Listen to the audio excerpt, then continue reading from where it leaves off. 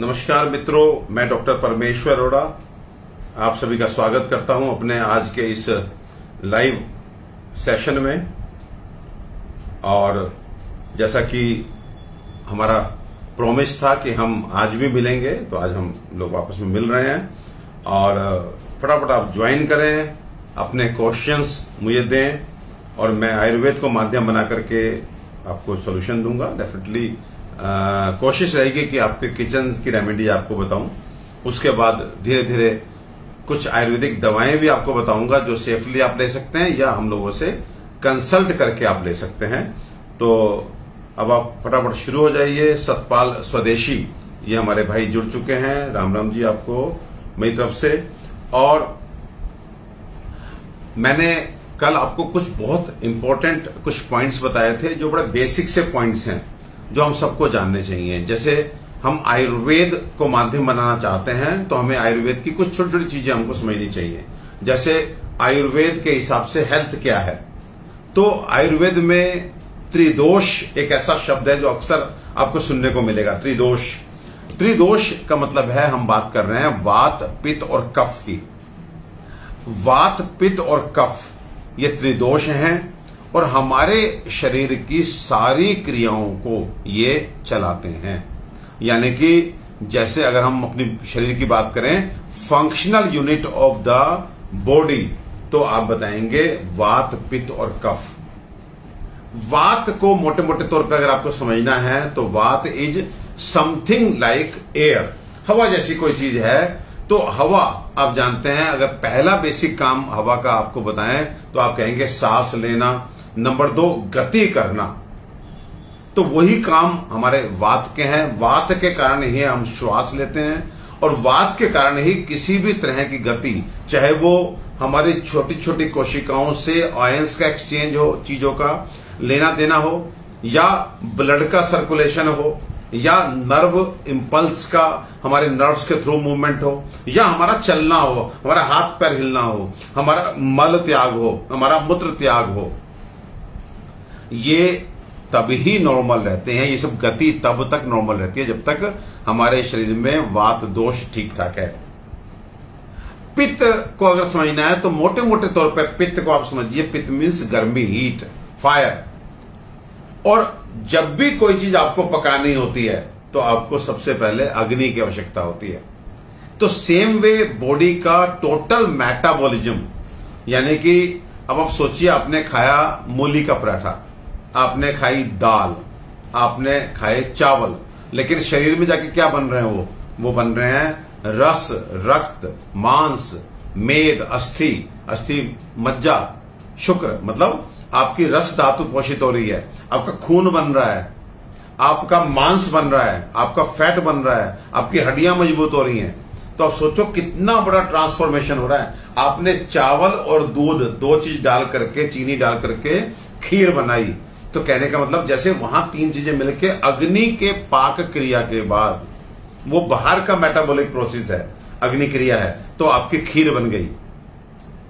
ऐसे ही जब खीर शरीर में गई तो वहां फर्दर वो पकती है, वहां पर अग्नि की क्रिया होती है। पहले जठराग्नि जो पेट में है, उसके बाद वो अंदर जाती है, अंदर जाकर के फिर धातुवाग्नि, फिर उसके बाद जब सेल के लेवल की बात करते हैं तो हमारी भूताग्नि। तो कुल मिलाकर हमारे शरीर में 3 लेवल्स पे, 3 स्तर पे कुल मिलाकर के 13 प्रकार की अग्नियां होती हैं।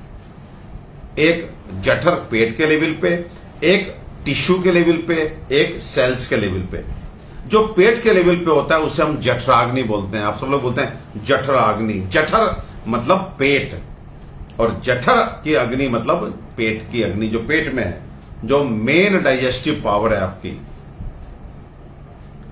यहां खाना पहली पाक क्रिया से गुजरता है, जो भी आपने खाया, उसके बाद वो टिश्यू पे जाता है। वहां तक ये एक तरह से जो खाना है वो आपका पोषक रस जिसे हम बोलते हैं, वो पानी जैसा बन के अंदर जाता है।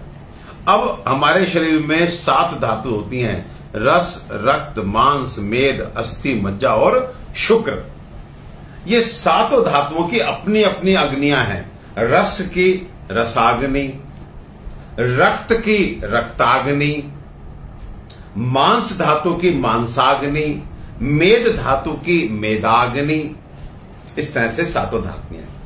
और अब ये क्या करती हैं, जैसे एक केदारी कुल्य नय होता है, इसका मतलब है कि ये रस जो आपने खीर खाई, पराठा खाया, चावल खाए, रोटी खाई, वो जो सब कन्वर्ट हो जाती है रस में, वो रस शरीर में घूमता रहता है। और ये अग्नियां जो धातु की अग्नियां हैं, उस रस को अपने मतलब के और अपनी क्वांटिटी में रस को लेती हैं और पाक की क्रिया शुरू हो जाती है।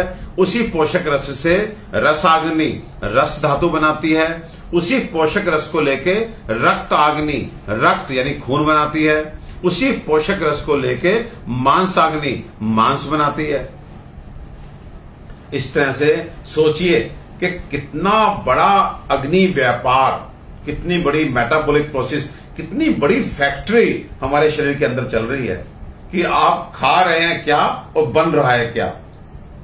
अब सोचिए कैसा एक तरह से इतना कॉम्प्लेक्स सिस्टम, हमारी कितनी कॉम्प्लेक्स, कितनी सोफिस्टिकेटेड और कितनी हाई टेक्नोलॉजी की मशीन हमारी बॉडी में भगवान ने लगा के दी है कि हम खा कुछ भी रहे हैं, बन रहा है रस धातु, रक्त धातु, मांस, मेद। आप प्रोटीन पाउडर खाते हैं और देखिए बनता है क्या, मसल्स बनती हैं आपकी।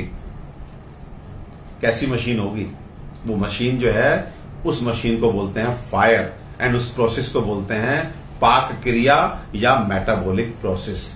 और ये मेटाबॉलिक प्रोसेस में हर दोष कंट्रीब्यूट करता है, लेकिन मेन दोष जो काम करता है वो है पित्त दोष। So total metabolism of the body वो पित्त दोष। अब आप कहेंगे कि वायु में आपने दो बातें बताई थी, श्वास लेना और गति करना, यहां केवल मेटाबॉलिक कह के आप रुक जा रहे हैं। नहीं, इसका भी एक बहुत बड़ा काम और भी है पित्त का। ये जो दृष्टि है, जो देखना है, जब तक उष्मा नहीं होगी, चाहे वो ज्योत की हो, चाहे वो अग्नि की हो, चाहे वो इलेक्ट्रिक लाइट की हो, चाहे वो सूरज की हो, जब तक उष्मा नहीं होगी आपको दर्शन नहीं होगा, दिखाई नहीं देगा। तो देखना जो है वो भी पित्त का कार्य है। तो आपको अब सब सोचना है, ऐसे धीरे धीरे आपका कॉन्सेप्ट क्लियर होगा। आप अपने आप को अपनी किचन से ठीक कर पाएंगे जब आपको ये पता लग जाएगा कि ये जो बीमारी है, ये वात दोष की बीमारी है या पित्त दोष की बीमारी है या कफ दोष की बीमारी है। Kapha is basically combination of soil, मतलब मिट्टी एंड वाटर, उनका कॉम्बिनेशन जो होता है वो कफ दोष कहलाता है। तो जब कभी जैसे कोई मोटा आदमी चल के आ रहा है तो हम बोलते हैं इसमें कफ बहुत अधिक है। कोई आदमी पतला चल के आ रहा है तो हमें लगता है इसमें कफ नहीं है, कफ कम है, नॉर्मल से भी पतला है वो। तो अब वात पित्त कफ हमारे शरीर की क्रियात्मक यानी कि फंक्शनल यूनिट हो गई। ऐसे ही शरीर की स्ट्रक्चर यूनिट भी होती है। धीरे धीरे आप कहते हैं ना कि हम पहले स्वयं को तो जाने, हम स्वालोकन तो करें कि हम हैं क्या। जिस व्यक्ति को अपने को पहचानना आ गया कि मैं क्या हूं और फिर मैं किस लिए इस जीवन में आया हूं, ये भी आ गया, तो फिर उसका जीवन तो समझो कि तर गया। वो तो यहीं स्वर्ग के मजा लेगा। और सीमित साधनों के बीच में, सीमित साधनों के साथ वो इसी पृथ्वी पर स्वर्ग के मजे लेगा। कब? जब उसको स्वयं की पहचान हो जाए और हम वास्तव में इस मानव रूप में, इस सृष्टि में क्यों आए हैं, हमारा आने का पर्पज क्या है। और अगर तीसरी बात हो जाए फिर तो समझिए कि स्वर्ग में भी शीर्ष स्थान मिलेगा आपको कि आप को कैसे जीना है, ये भी आप सीख जाएं। और वी आर फॉर्चुनेट कि हमारे पास लाइफ का बेस्ट एनसाइक्लोपीडिया के रूप में हमारे गीता हमारे साथ है, श्री भगवद गीता।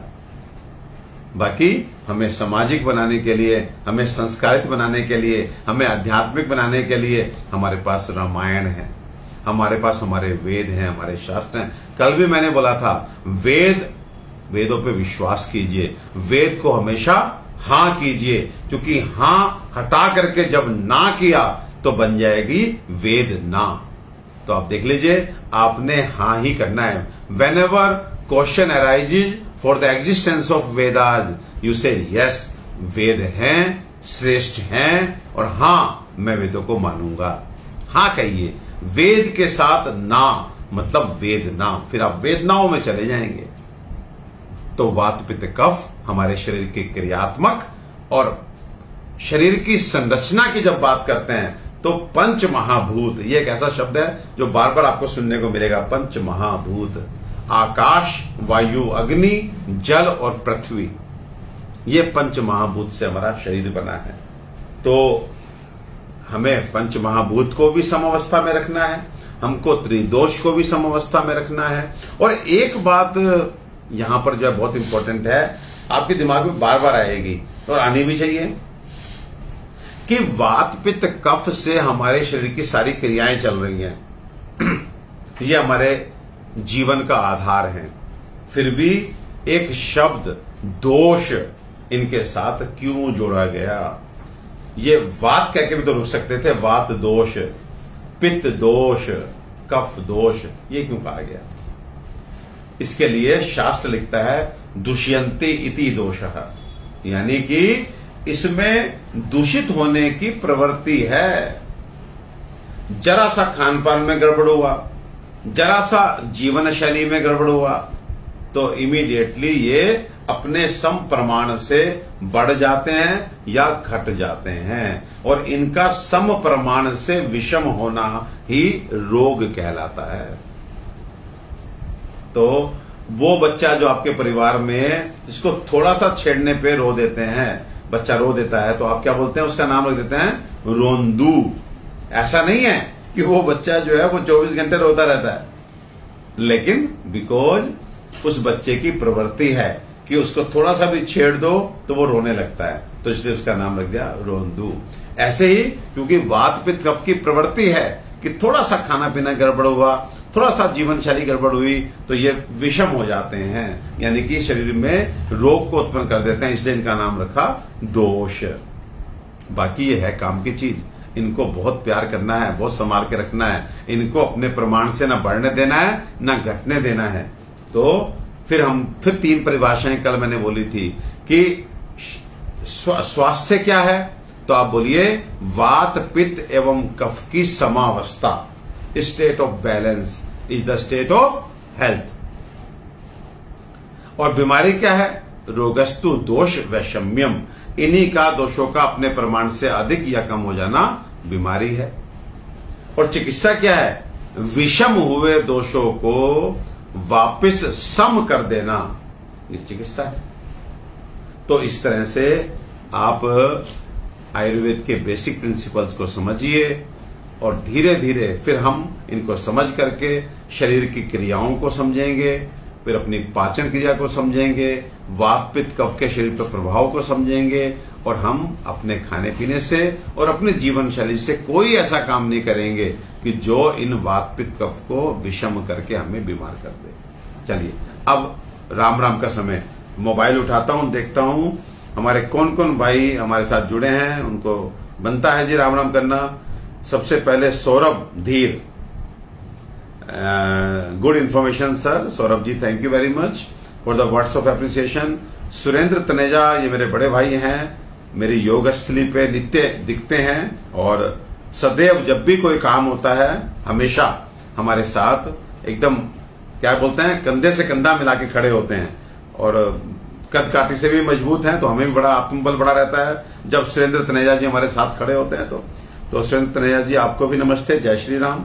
मोनिका कौशिक, साइनोसाइटिस आज बता दो कुछ उपाय। मोनिका कौशिक जी देखो, मुझे लग रहा है कि लास्ट 2 डेज से हमारे साथ जुड़ी हैं और बड़े ही भारी मन से कह रही हैं कि आज तो बता दो कुछ उपाय।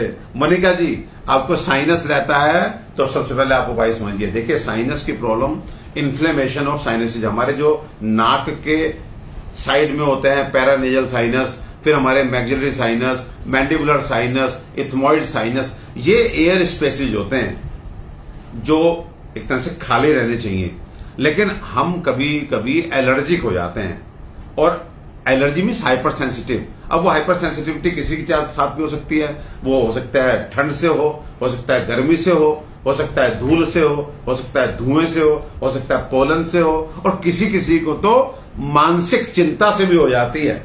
हाइपर सेंसिटिविटी, कुछ नहीं गड़बड़ है, बस जब उनको टेंशन होती है उनको छींकें शुरू हो जाती हैं, उनका नाक बहने लगता है, उनको जुकाम हो जाता है, कभी नाक बंद हो जाती है। तो इस तरह की कंडीशन जिसमें इन साइनसेज में जो एयर स्पेस है उनमें इन्फ्लेमेशन आ जाता है, लेकिन बेसिक रूट कोज होता है एलर्जी यानी कि हाइपर सेंसिटिविटी।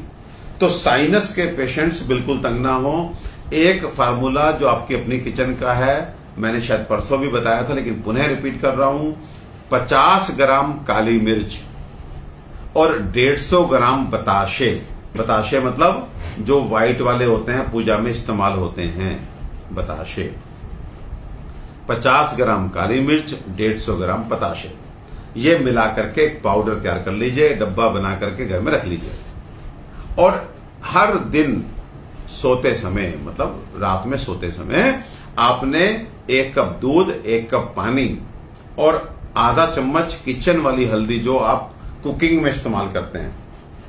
यहां पे एक चीज मैं और स्पेसिफिकली बताना चाहता हूं कि बहुत समय तक हम लोग स्वयं ये मानते थे कि जो कुरकुमा आमादा होती है, मतलब जो एक हमने देखा कि साल में पर्टिकुलर समय होता है जब हमें अदरक की गाढ़ जैसी एक तरह से हल्दी, कच्ची हल्दी हमें मार्केट में मिलती है, सब्जी मंडी में मिलती है। हम लोग मान के चलते थे कि वही हल्दी अच्छी होती है, लेकिन नहीं, अब हमारी स्टडी बता रही है कुरकुमा लौंगा जो किचन की हल्दी है वो आपके लिए अधिक गुणकारी है, चिकित्सीय रूप से अधिक प्रभावी है। तो आप कुरकुमा लौंगा यानी आपने किचन में कुकिंग में इस्तेमाल होने वाली हल्दी का पाउडर आधा चम्मच 1 कप दूध 1 कप पानी में डाल करके 5 मिनट बॉईल करें, फिर छान करके उस पीले दूध से आप जो मैंने पाउडर तैयार कराया आपका काली मिर्च और बताशे का, उसका आधे से 1 चम्मच आप रात में खा करके सोएं। धीरे धीरे आपकी एलर्जी खत्म हो जाएगी। अगर इससे एलर्जी में पूरा आराम नहीं है तो आप सुथ्रो टैबलेट, मैं बार बार कह रहा हूं, ये एक बहुत ही अच्छी दवा है, अद्भुत दवा है, बहुत कारगर दवा है। ये सुथ्रो टैबलेट की 2-2 गोली आपने सुबह शाम चूसनी है। सुथ्रो SUTHRO, स्वाद में थोड़ी सी दिक्कत करती है। अगर आपको स्वाद ना भाए तो पानी से निगलना नहीं बल्कि पीस करके शहद में ले लीजिएगा, मलाई में ले लीजिएगा, लेकिन एटलीस्ट 1 मिनट के लिए मुंह में ये स्पष्ट इसलिए यहां पे जो है रहनी चाहिए, मुंह में रहनी चाहिए। तो आपकी साइनस की प्रॉब्लम खत्म हो जाएगी। अगर इस हल्दी के दूध के साथ काली मिर्च बताशे का पाउडर और सुथ्रो टैबलेट से भी आपकी प्रॉब्लम नहीं सॉल्व हो रही, लेकिन मैं आपको एक बात कहना चाहूंगा, आप अगर 1 महीना ये दोनों काम करते हैं तो 90% लोगों की मैं जिम्मेदारी लेता हूं कि आपको तीसरी दवा की आवश्यकता नहीं है। लेकिन इसके बावजूद भी अगर आपको तीसरी दवा की जरूरत है तो आप हमें ऑनलाइन कंसल्टेशन कीजिए। आप साइनस की प्रॉब्लम के लिए हमसे मिलिए।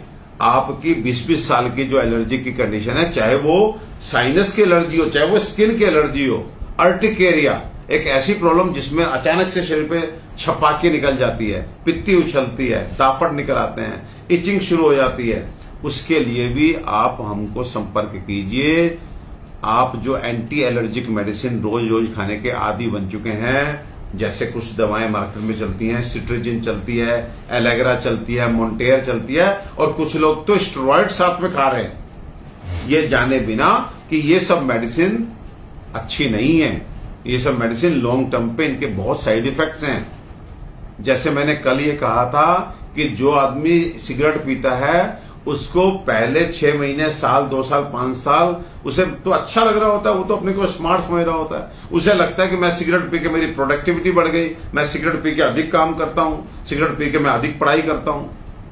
तो भैया ये चीजें जो है ये 1, 2, 4 दिन में नुकसान नहीं करती। सेम वे आप जो इस तरह की मेडिसिन लेते हैं, जैसे एसिडिटी गोली सुबह खाते हैं, एलर्जी की मेडिसिन रात में खाते हैं, तो कृपया करके उस कंडीशन में अपने को मत पहुंचाइए कि 2, 4, 5 साल, 6 साल के बाद आपको जब कॉम्प्लिकेशन आने शुरू होंगे और डॉक्टर ये कहेगा पता ही नहीं क्यों आया, किडनी में क्या प्रॉब्लम है हम नहीं कह सकते। तो आप इनसे बाहर आइए। हमारी बॉडी जो है इन केमिकल्स के लिए नहीं बनी। कभी इमरजेंसी है तो ले सकते हैं, बिल्कुल ले सकते हैं, लेकिन कंट्रोल के साथ में क्योर की भी कोशिश होनी चाहिए। तो मोनिका जी, नंबर 1 काली मिर्च बताशे का पाउडर हल्दी वाले दूध के साथ। नंबर 2 सुथरो टैबलेट 2 चूसनी है सुबह शाम। और फिर भी आपको लगता है कि काम नहीं बन रहा तो हमें ऑनलाइन कंसल्टेशन लेकर के संपर्क करें। आप कहीं भी रहती हैं, हमारी दवाई कोरियर के माध्यम से वहां पहुंच जाती है। अब देखते हैं कुछ और भाइयों के मित्रों के सवाल भी देखते हैं। दूलाराम शरण, श्रीमान जी घर के रसोई घर बताया, जन कल्याण की वजह से बहुत बहुत आभार, जय हिंद। जी दूलाराम जी, मेरी तरफ से भी जय हिंद, भारत माता की जय, वंदे मातरम। विजय चौहान जी, डॉक्टर साहब बार बार टाइफाइड हो जाता है, फिर पेट खराब होता है, क्या करना चाहिए? एसिडिक दवा। देखिए विजय चौहान जी, आपके माध्यम से उन सब अपने सैकड़ों हजारों भाइयों को जिनको बार बार टाइफाइड होता है, उनको एक बात कहना चाहता हूं। आप मात्र 15 दिन के लिए एक दवा हम लोग बनाते हैं जिसका नाम है ज्वरारी। जिन लोगों को भी टाइफाइड बार बार होता है या जिनको मालूम है कि उनके परिवार में या नॉन में बार बार टाइफाइड हो जाता है, क्योंकि ये जो हमारा जो साल्मोनेला टाइफाइड जो बैक्टीरिया होता है, ये बैक्टीरिया बहुत ही जिद्दी स्वभाव का होता है। और ये हम टाइफाइड फीवर को एंट्रिक फीवर भी बोलते हैं, इंटेस्टाइनल फीवर भी बोलते हैं, आंतरिक ज्वर भी बोलते हैं, क्योंकि आंतों में उनका बैक्टीरिया जाकर के छिप जाता है, कहीं ना कहीं कोशिकाओं में घुसा रहता है। जब आप एंटीबायोटिक खाते हैं तो वो एंटीबायोटिक खाने से क्या होता है कि वो बैक्टीरिया वहीं पे शांत, कुछ मर जाता है, थोड़ा सा शांत होकर वहीं आंतों में चिपका रह जाता है। जब एंटीबायोटिक कोर्स खत्म हो जाता है, फिर वो बैक्टीरिया अपनी ग्रोथ शुरू करता है, अपना परिवार बढ़ाता है, और परिवार जब इतना हो जाता है कि वापस से बीमारी हो जाए तो फिर आपको टाइफाइड हो जाता है। तो बेसिकली इसको अगर जड़ से खत्म करना है तो ज्वरारी पुड़िया आप मंगाइए, बड़ी सस्ती सी पुड़िया है, 15 दिन आपको लेना है, और लेने का तरीका बड़ा स्पेसिफिक है। इसको मुनक्का जो होता है, मुनक्का, उसको आपको चीरना है बीच में से, जैसे करेला भरते हैं ऐसे उस पाउडर को उसमें भरना है, और भर करके तवे पे मुनक्का सेकने हैं। और एक तरफ 1 कप दूध में 1/4 चम्मच अदरक, सूखी अदरक जिसे सौंठ बोलते हैं, उस सौंठ को डाल करके उबालना है। उस दूध से 8 दाने मुनक्का रोज रात में चबा चबा के खा के सोना है। 15 दिन आप करिए और फिर हमें बताइएगा जीवन में फिर कभी टाइफाइड हुआ कि नहीं हुआ। बहुत अच्छी अच्छी रेमेडीज हमारे पास हैं, विश्वास के साथ शुरू कीजिए। राहुल शर्मा जी क्या लिखते हैं, ट्राइग्लिसराइड कैसे कम करें? राहुल शर्मा जी, ट्राइग्लिसराइड कम करने के लिए आप देखिए, फिर सीधी सी बात है, आप अगर फिजिकल वर्कआउट नहीं करते और आप बहुत अधिक मिर्च मसाले की चीजें खाते हैं, बहुत अधिक तेल विल खाते हैं, तो आपको डेफिनेटली ट्राइग्लिसराइड बढ़ जाएंगे। तो फिजिकल एक्टिविटी मैंडेटरी है, असेंशियल है, यदि आप चाहते हैं कि आप के ट्राइग्लिसराइड या फैट ना बढ़े। अगर बढ़े हुए हैं, आप स्टेटिन मेडिसिन आपने देखा होगा 20 mg की, 10 mg की, कुछ लोगों को जिनको हार्ट के ऑपरेशन हुए हैं, बाईपास हुए, उनको 40 mg भी डॉक्टर्स देते हैं, वो मेडिसिन आप खा रहे होते हैं। तो वहां पर उन मेडिसिन को आप इमरजेंसी में ले लीजिए। देखिए, whenever we treat a patient, हमारे दिमाग में 2 चीजें होती हैं, control and cure. Control point of view से we can go for allopathic medicine, लेकिन in not in all cases आप हमारी एमके रस मंगाइए और एमके रस को लूज मोशंस के लिए इस्तेमाल कीजिए। देखिए, किसी भी एलोपैथिक मेडिसिन से तेज काम करती है वो आयुर्वेदिक हर्बल मेडिसिन एमके रस। तो आप घर में रख सकते हैं अपना इमरजेंसी किट बना करके, तो उसमें एमके रस टैबलेट रखिए। मैं आपको कह रहा हूं इट्स ऑल हर्बल, आप खाइए और देखिए लूज मोशन। एंटीबायोटिक जब आप लूज मोशन के लिए खाते हैं तो आपको उससे लूज मोशन तो रुकते हैं, 2 काम होते हैं गड़बड़। नंबर 1, उस एंटीबायोटिक का साइड इफेक्ट, वो अच्छे बैक्टीरिया को भी मार देती है, जो बैक्टीरिया हमें गट फ्लोरा बोलते हैं। गट फ्लोरा मीन्स आंतों में जो बैक्टीरिया जो फूड को डिसइंटीग्रेट करता है वो भी मर जाता है एंटीबायोटिक से। अच्छा बैक्टीरिया जो मित्र है हमारा, जो हमारे काम करता है, वो भी मर जाता है। नंबर 2, अक्सर हम लोग क्या करते हैं कि अगर किसी एंटीबायोटिक का 5 दिन का कोर्स है, जब हम लोग पहले पढ़ते थे तब तो हमारे सर लोग बोलते थे 5 दिन से कम तो कोई एंटीबायोटिक लेनी ही नहीं चाहिए। अब धीरे धीरे घट करके वो 3 दिन कर दिया। लेकिन हम लोग तो 3 डोज में ठीक हो गए। और अनफॉर्चुनेटली जो विलेजेज में प्रैक्टिस होती है गांव में, वहां तो डॉक्टर पत्ता काट काट के छोटी छोटी गोलियां दे देता है, उसे 2 खुराक दे दी बस, उसमें एंटीबायोटिक भी होती है। और 2 खुराक में फॉर्चुनेटली सौभाग्य से आप ठीक हो गए, आपकी एंटीबायोटिक बंद हो गई। एक स्टेज ऐसी आएगी जब कोई भी एंटीबायोटिक, जब आपको वास्तव में उनकी नीड होगी, मैंडेटरी होगी, तो वो काम ही नहीं करेगी। तो आज जो डेवलप्ड कंट्रीज हैं, सो कॉल्ड यूरोप में, अमेरिका में आप जाइए, आपको एंटीबायोटिक देगा ही नहीं डॉक्टर। 3-3 महीने तक सिंपल मेडिसिन से वो कोशिश करते हैं। अगर आप रेस्पॉन्ड नहीं करते तो उसके बाद में वो दे राइट एंटीबायोटिक्स। लेकिन अनफॉर्चुनेटली अभी हम लोग के यहाँ गांवों में, शहरों में भी, मेरे अपने शहर गुरुग्राम में भी मेडिकल स्टोर से लोग दवाई लेके खा लेते हैं। मेडिकल स्टोर वाले भी एंटीबायोटिक देते हैं, डॉक्टर्स जो बैठे हैं वो भी एंटीबायोटिक्स देते हैं। तो ये सब ठीक नहीं है। और फिर दूसरी बात कि डॉक्टर्स बैठे हैं, मेडिकल स्टोर वाले भी पूरा कोर्स देते हैं, आपको 6 टैबलेट काट के देंगे कि ये खाना है 3 दिन तक। अगर फॉर्चुनेटली आपका इन्फेक्शन इतना कम है कि 1 खुराक से आप ठीक हो गए, तो आपको ना मेडिकल स्टोर वाले की बात याद होती है, ना डॉक्टर की बात याद आती है। कहते हैं मैं ठीक हो गए, क्यों खाऊं?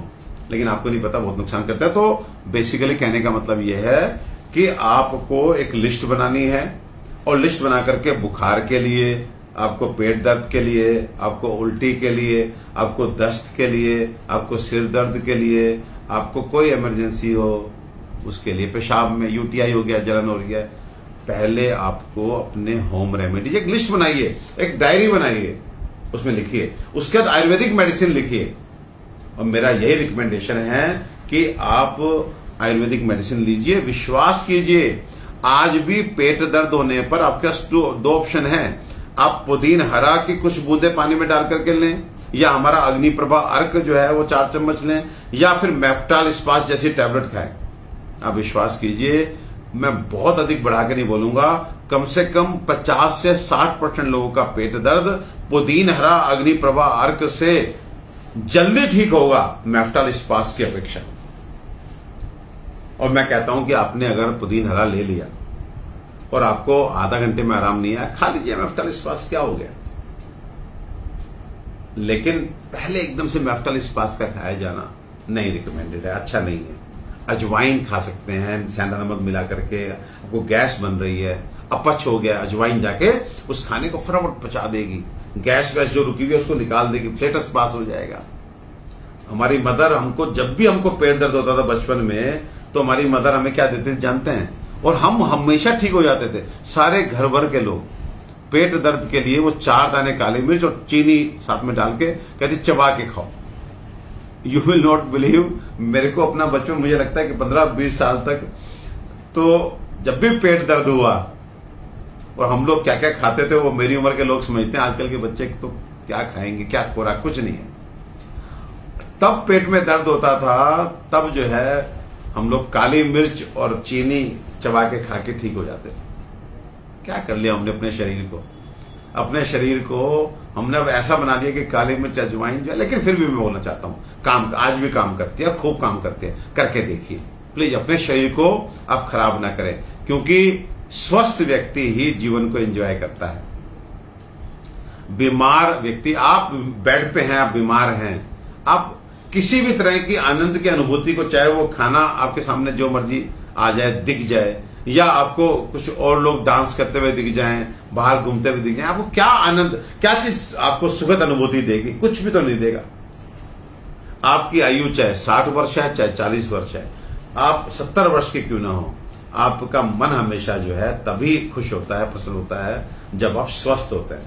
आप कुछ भी पहन लीजिए, कुछ भी खा लीजिए, कहीं छत पे जाके बैठ जाइए, नीचे सड़क पे जाके किनारे कहीं बैठ जाइए, मजा आता है। But the condition provided you are healthy. If you are sick, तो आज हॉस्पिटल्स जो हैं वो हमारे घरों से अच्छे हैं, 5 स्टार होटल्स जैसे हैं हॉस्पिटल्स। बेड कितना सुंदर, नर्स इतनी बढ़िया, सोफा साथ में लगा होता है, सामने टीवी चल रहा होता है, एसी चल रहा होता है, तो लेकिन आनंद नहीं होता, मजा नहीं आ रहा होता। क्यों? क्योंकि सब अच्छा है। खाने को भी देखिए कितना बैलेंस, वो कस्टर्ड भी देते हैं, और नालायक लोग रात में दही भी देते हैं। देखिए कितना गलत हो रहा है। हॉस्पिटल्स के अंदर उनको समझ नहीं है कि दही अपने आप में पचाना इतना मुश्किल है। और हमारे बड़े बोलते थे कि दिन में दही खा लो कोई बात नहीं है, वो भी उस व्यक्ति के लिए जो बहुत मेहनत करता है, कफ को बढ़ाने वाली है, कफ में शक्ति को देती है, मेहनत करता है आदमी, तो उसमें खाता था दही।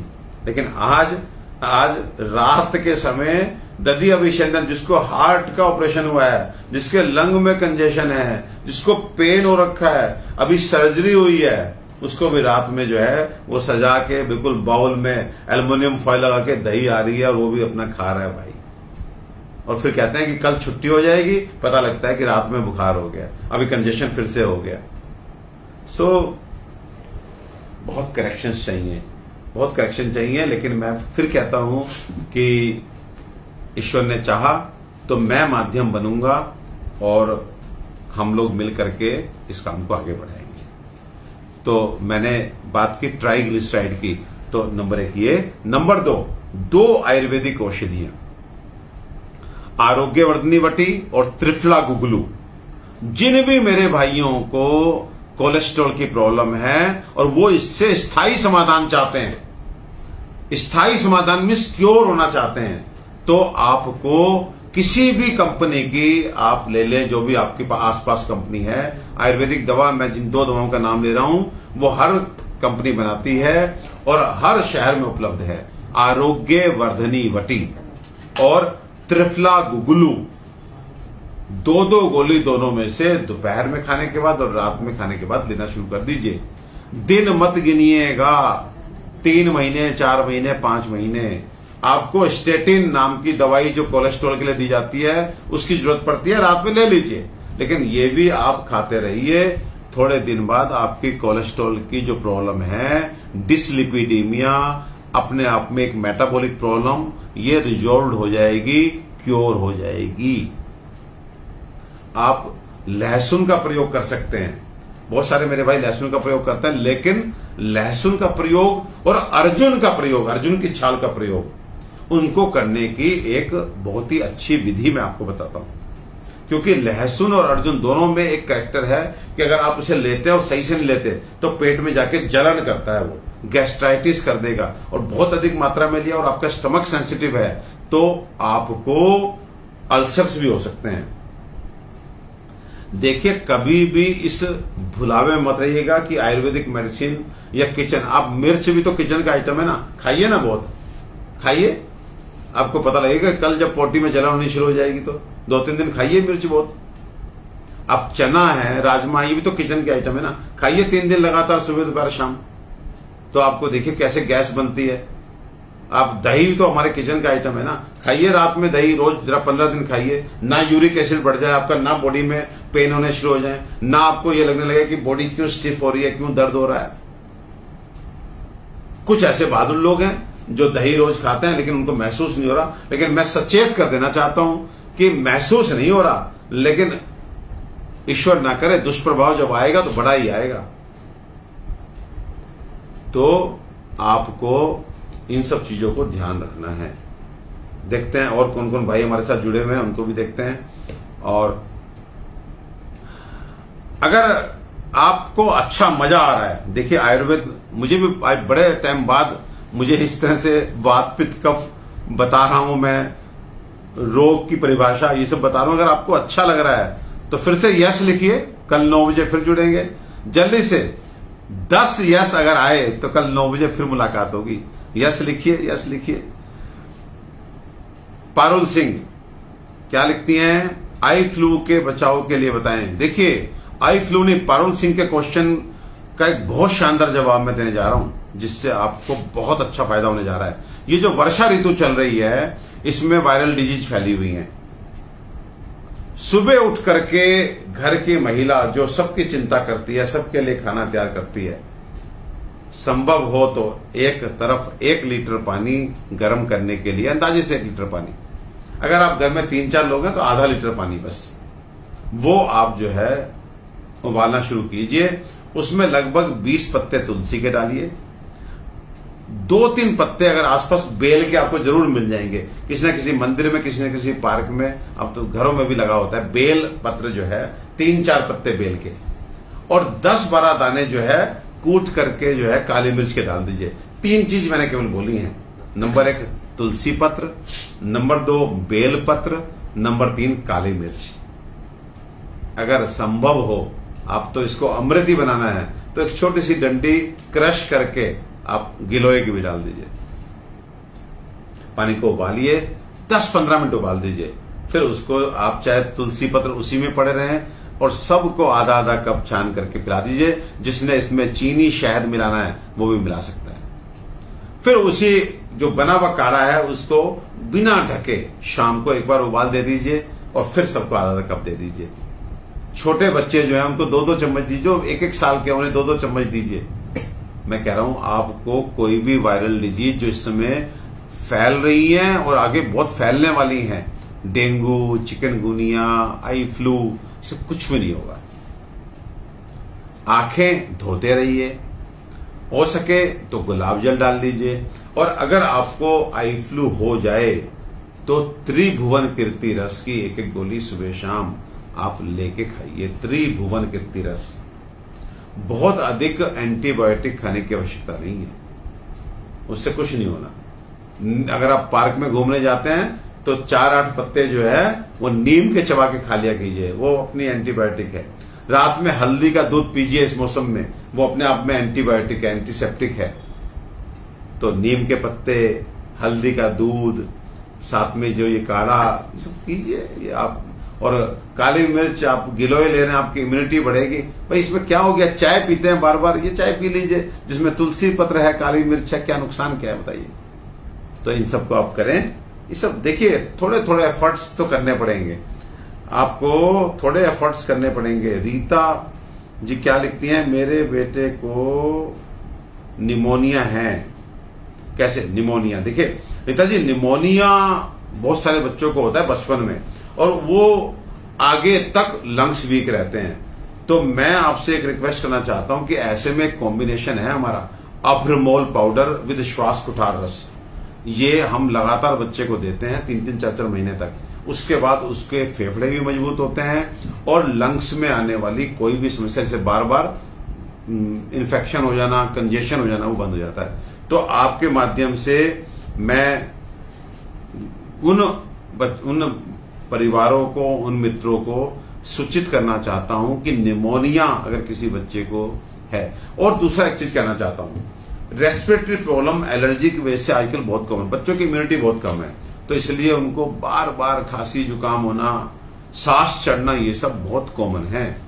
एंड बहुत अनफॉर्चुनेट फैक्ट ये है कि डॉक्टर्स बहुत प्राइमरी स्टेज पे उन्हें एस्थमा लिखना शुरू कर देते हैं, जबकि वो एलर्जिक ब्रोंकाइटिस के पेशेंट होते हैं।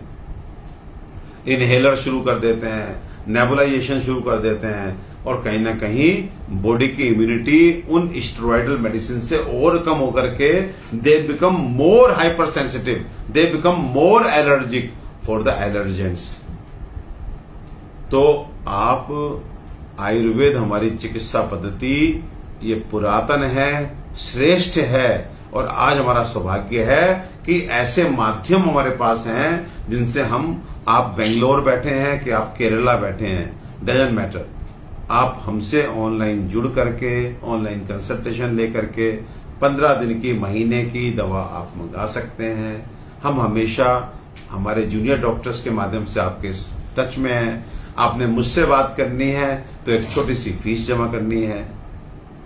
मुझे ऐसा लगता है कि अब अगर हम वास्तव में प्रयास नहीं कर रहे तो फिर परिणाम कुछ भी हो, लेकिन आज एक माध्यम तो बना है, आज सुविधा तो है कि हम आपस में बात करके अपने जीवन को आगे बढ़ा सकते हैं। और नीतू जी लिखती हैं यस, प्रिंस गुप्ता लिखते हैं, दीपा जैन लिखती हैं, दिवेश वर्मा लिखते हैं, एनके सम्मी लिखते हैं, और जी मोनिका बाली लिखती हैं दही कब खाएं। मोनिका जी दही कल बताऊंगा, कल दही पे बोलूंगा। आप पहले मैसेज लिखिएगा, मुझे याद रहेगा। दही जिन 3 सीजन में बिल्कुल नहीं खानी चाहिए, अनफॉर्चुनेटली उन 3 सीजन में हम दही खा रहे हैं, और जिन 3 सीजन में शास्त्र बोलता है दही खाओ, हम नहीं खाते। दही को किस चीज के साथ मिला के खाना अच्छा है, किसके साथ मिला के बिल्कुल नहीं खाना चाहिए, ये सब कल मैं दही पे बात करूंगा। और बहुत, मैं तो 10 लोगों से कहा था, यहां तो मैं देख रहा हूं 50 लोगों ने यस लिख दिया। तो बढ़िया है जी, बहुत अच्छा है मेरे भाइयों। आप लोग सुखी रहें, स्वस्थ रहें, सलामत रहें। कल 9 बजे फिर मिलूंगा और हर दिन मैं होम रेमेडीज आपको दिया करूंगा और जरूर कोशिश करूंगा कि मैं माध्यम बनूं आपको स्वस्थ रखने में, आपके परिवार को स्वस्थ रखने में। आज के लिए बस इतना ही। Thank you very much. God bless you all. Thank you. Bye bye.